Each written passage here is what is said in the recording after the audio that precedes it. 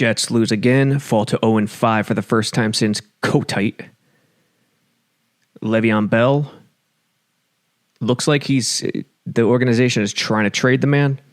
He may get his wish. Jets won't get much back. And there are no heroes in the Bell-Adam Gase squabble.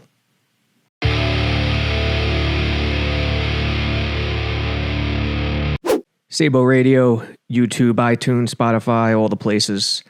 JetsXFactor.com. Subscribe for free. Don't subscribe. We have a lot of free content as well. But the good stuff, Nanny has analytics, film breakdowns. The good stuff is usually behind the paywall. No ads either. You don't get advertisements. That's the exchange. Everyone, you see all these ads popped up everywhere on these websites. You can't even navigate the site. If you subscribe with us, no ads. That is the give and take, the trade. And speaking of trades, it's been reported today by Manish Mehta, New York Daily News, backed up by Rich Samini, his source of ESPN, that the Jets are actively trying to trade Le'Veon Bell. Honestly, this marriage was doomed from the start. No competent franchise signs a veteran, aging running back, and that's what he was when he was 26. Or he was 27 by the time the season started. His birthday's in February, if I'm not mistaken. No competent organization signs a 27-year-old running back to big money. Look around. Just doesn't happen. They'll draft a guy, they may re-sign the guy that they drafted, but that's as far as they go. The position is value-driven, and you don't use your resources under the hard salary cap for a running back. You just don't do it. This day was eventually bound to come.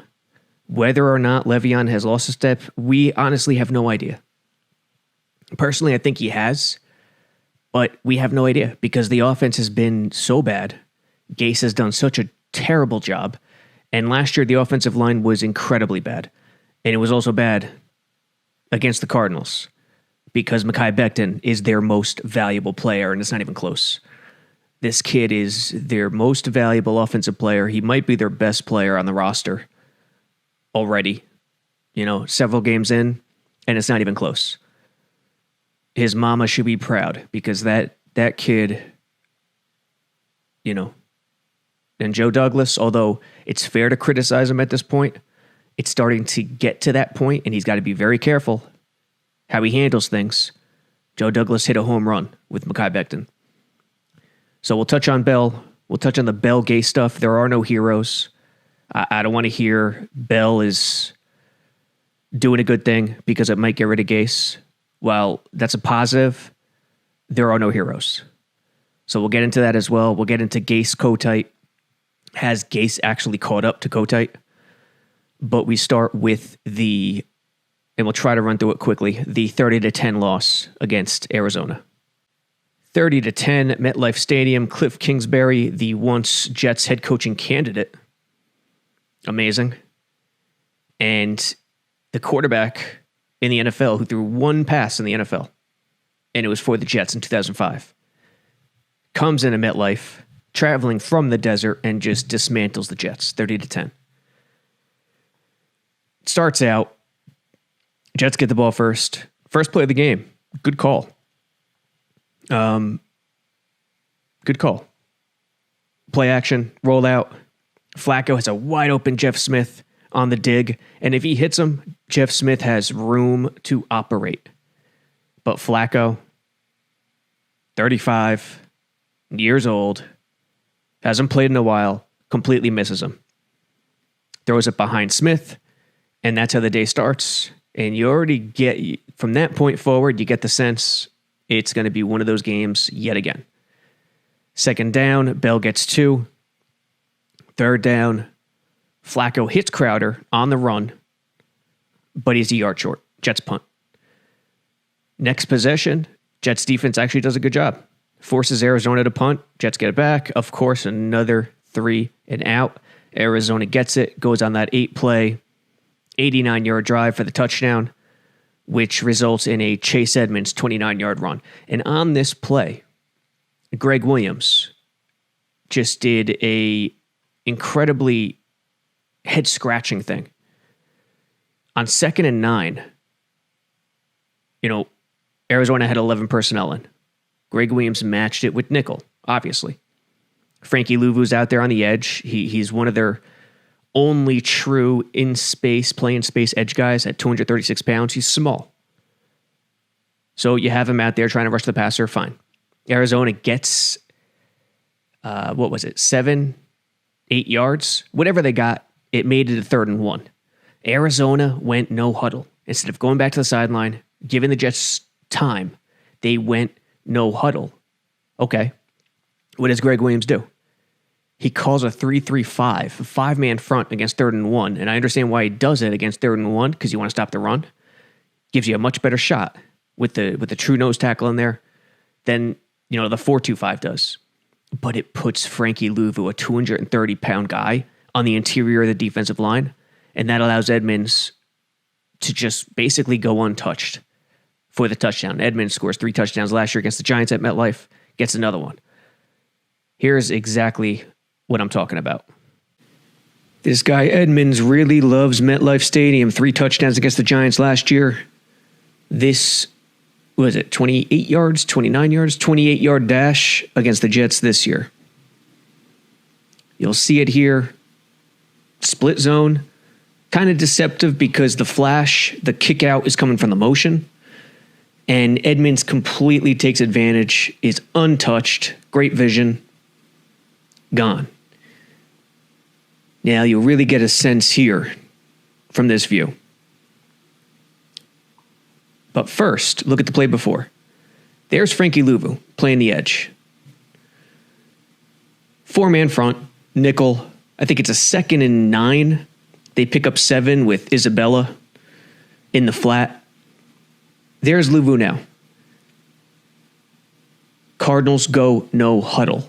That's the key. Now look at Louvu looking around. Looks to the left, looks to the right. Doesn't really know exactly what he's doing because he's not supposed to be in this position. He's a light edge player. What is he, 250? He should never be this far inside. 3 or 4-eye, doesn't matter.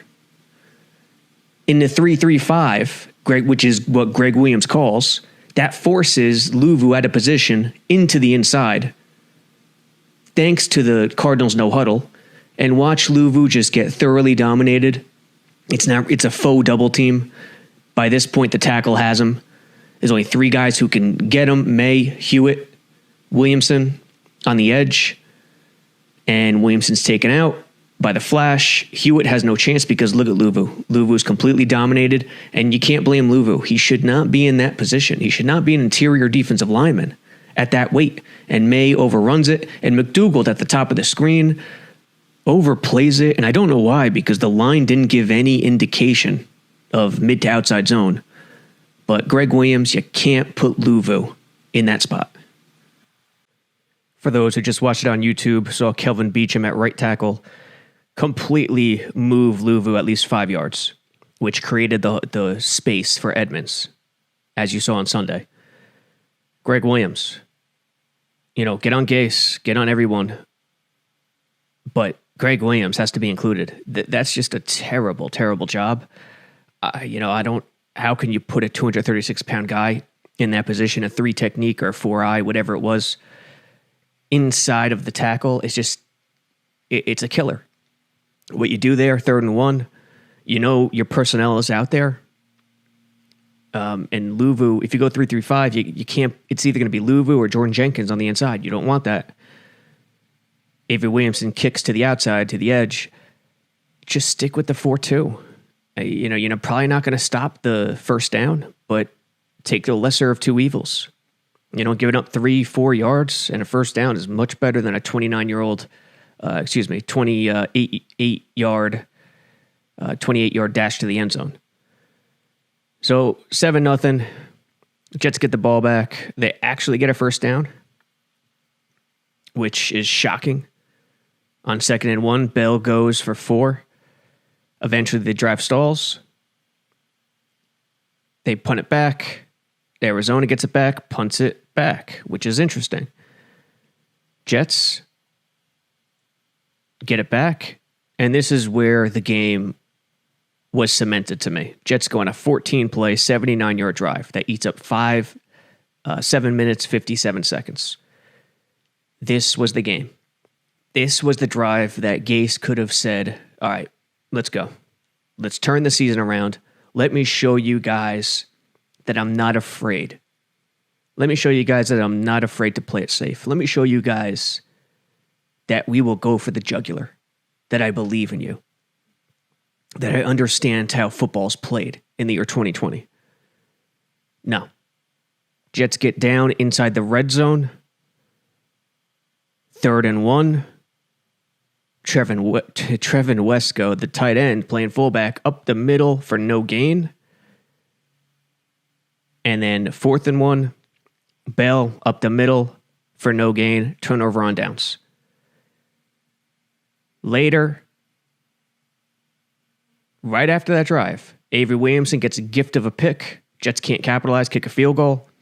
The drive after that, Arizona marches right down the field, 10 plays, 75 yards, resulting in a Kenyon Drake goal line touchdown run.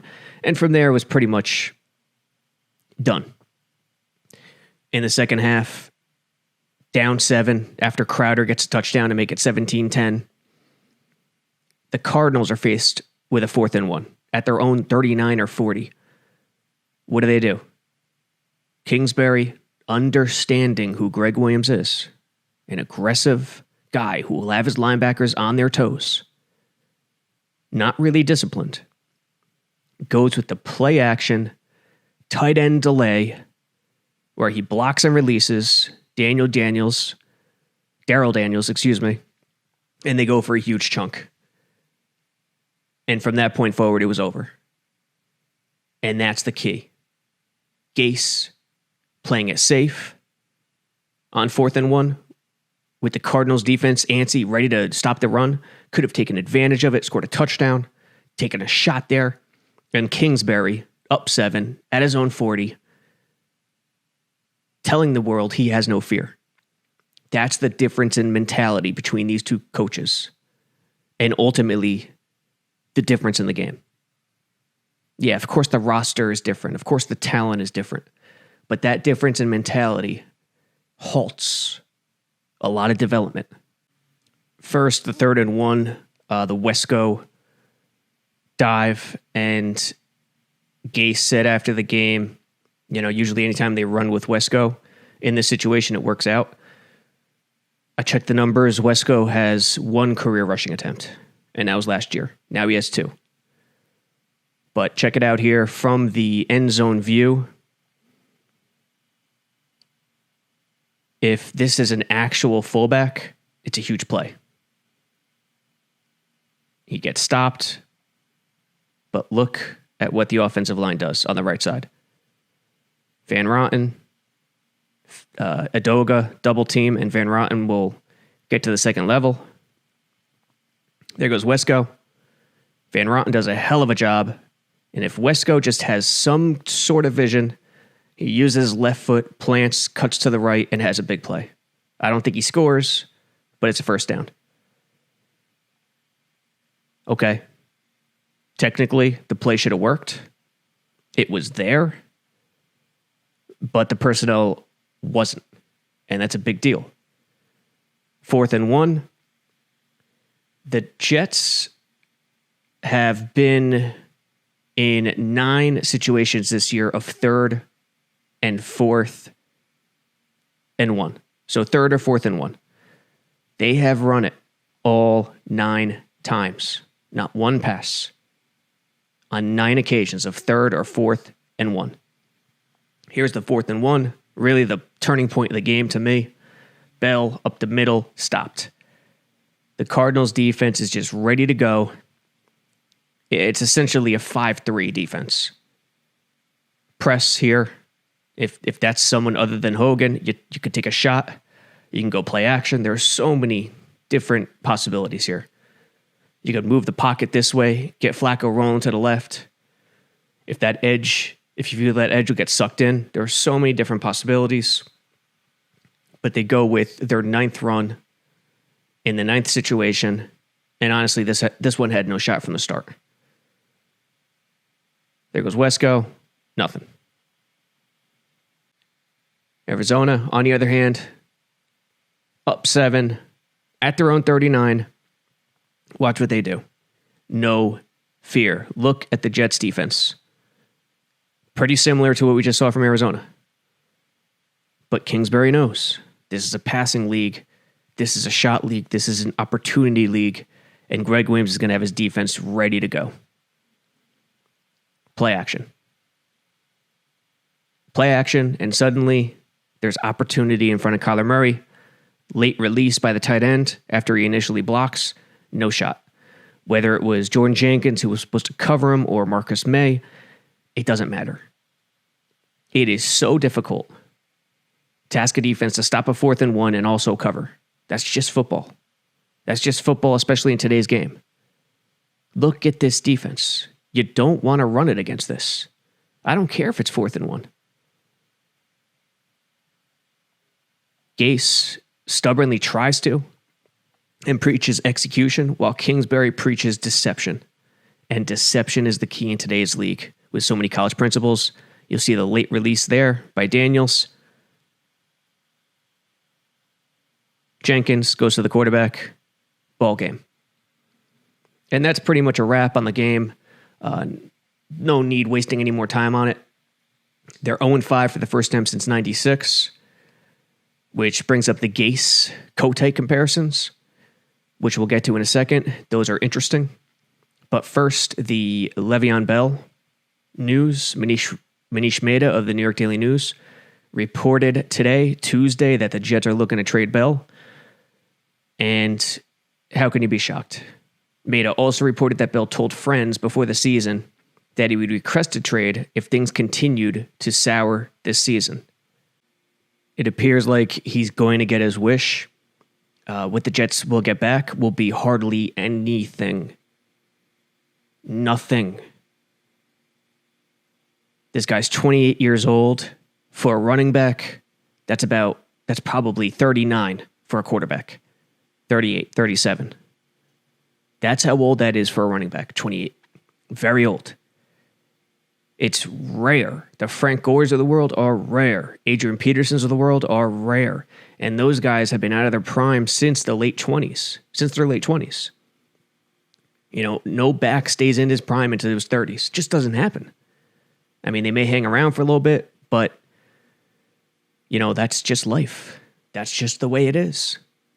Which I think why the CBA should be different and running backs should have shorter contracts coming out of college when they get drafted. But that's a different story for a different day. Bell is 28. He's old. Has he lost a step? Maybe. Probably. We don't know. And the Jets are most likely to cut him at the end of the year. Joe Douglas, if he was in charge, would have never signed this guy. When you have a rebuilding team with no offensive line, you don't sign a veteran running back to big money. You don't sign a veteran inside linebacker to big money. And that's what McCagnon did with Bell and Mosley. And it was just sheer idiocy from the start. Railing against the Bell signing. People took it personally. They still take it personally. It has nothing to do with Bell himself. In fact, last year, I thought Bell was great off the field. That video he put up during the trade deadline with all the Jamal Adams drama, it endeared him to so many Jets fans, and it continues to this day. And they love him. They think he's doing wonderful things because his railing against everything, liking tweets on Twitter, liking tweets that Gase misuses him in the offense and that the Jets should trade him. They feel that will help the organization see the light and fire Adam Gase. I say the organization has to see the light themselves. If they do something out of public sentiment, due to public sentiment or due to Le'Veon Bell, they're doing it just to do it. That'll lead to another mistake when hiring the next head coach. The only way they won't make that next mistake is if they actually realize it from within. Which means there are no heroes in this Bell Gase squabble. It's simply counterproductive to be on either side, to take either extreme view. I don't care if you hate Gase more than any individual who's ever lived. What Bell is doing is not right either. And interestingly, he's doing the same thing Jamal Adams did, using social media to get out. No, it's not apples to apples. Jamal Adams took it to, planet Mars. He took it to another world. He criticized teammates. He criticized the coach, of course, too, with Manish in the Daily News. Same thing Le'Veon's doing, just not as in your face. And since Jamal was traded, nothing. So, tip of a cap to Jamal for not, throwing salt in the Jets fans' wound since he's been traded. And no, Jamal was much more destructive than Bell, but still, it's a little hypocritical to think of Adams as the devil and Bell as the savior when they're essentially doing the same thing, just at different volumes, different levels. And that's what I say to the Jets fan. No, don't be hypocritical, because more hypocritical Jets fans means less unity. And unity is what you need to really get through to an organization, get that message through. So from that standpoint, there are no heroes. Don't jump on a team. The only team you should be on is Team Nobody or Team Blow It Up. Get rid of Bell, get rid of Gase, and allow Joe Douglas to make the moves he wants to make, to hire the head coach he wants to hire. That's the team I'm on. Lastly, is Gase as bad as Kotite? Interestingly, Kotite, his career winning percentage is 125. A 4-28 record. Gase is now 7-14, 333. For Gase to reach the Kotite level, he'd have to lose the next 35 games and come up with a record of 7-49, which is a 125 winning percentage. That is impressive stuff from Kotite, let me tell you. 35 games. That's more than 2 seasons for him to match that level. Now, when posing the question, is Gase as bad as Kotite? Is he worse? The majority of people will say yes, because we are living in the Gase moment. And because Parcells came afterwards and saved the franchise. But while 95 and 96 were happening, no one knew Parcells was coming. Kotite was that bad.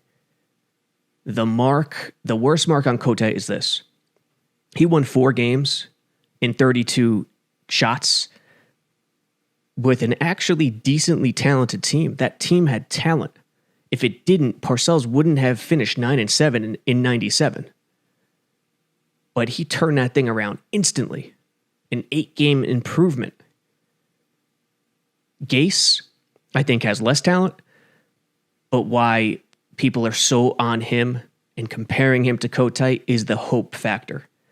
He took a number 3 overall quarterback, and we still don't know if he has the goods or he doesn't. And we won't know until another guy comes in. There's been so many unfortunate situations with him. You just can't evaluate him properly. All you could do is call out the bad, call out the good, and keep letting time pass. But Gase dashed the hopes of every Jets fan with Darnold. That's why everyone has him, not everyone, a lot of people living in the here and now have him over Kotite. So while I understand that sentiment, and I think he is encroaching into Kotite level, into Lou Holtz level, I still have Kotite as the worst, Lou Holtz second, and Gase third. While he's encroaching, I still don't think he's Kotite level, but it is pretty damn close, and it's as legit to compare the two and compare the 2 seasons between 96 and now. They have been so uncompetitive. And the other bad thing for Gase is the amount of double-digit losses he has. When his team loses, they don't show. They're a no-show. Kotite's guys actually battled at times. He lost a lot of close games. And I think that's partly attributed to talent. But hey, both guys, what are we arguing over here? The two worst, in gym class, the last pick, when you have to pick everyone in your class. That's where the state of the Jets is right now, and no one's happy about it. So Jets are 0-5. Schedule changes happened, which means instead of the Chargers next week, Jets will visit Miami. Their bye moves 1 week, I think, from week 11 to 10 or 10 to 11, and the Chargers are moved to that area as well. Just think Chargers, Miami flip. But it's not a natural flip. It's the bye weeks in there as well. And they had to do that for COVID-related reasons for the schedule. And away we go. Trevor Lawrence remains on everyone's mind. What the Jets do with Gase remains to be seen. I don't know. If I had to guess, I would say the bye week or after next week's game with Miami, if it's that bad. And wouldn't it be just like Gase to wrap up his novel, his book, as head coach of the Jets, to put up a stinker in Miami and then get fired? Miami. Jets took an AFC East rivals coach. They refused to fire him when they should have already. And it would just make perfect sense for him to put up a stinker in Miami and get the boot. So, gun to my head, I say bye week, number 2 option, next week after a terrible loss in Miami when they go to 0-6. And away we go. What else can you say? Check out Sabo Radio. Again, iTunes, YouTube, Spotify, jetsxfactor.com. Film review coming out from me, from Blewett. Cool Your Jets just put up a podcast as well. Check them out. And until next time,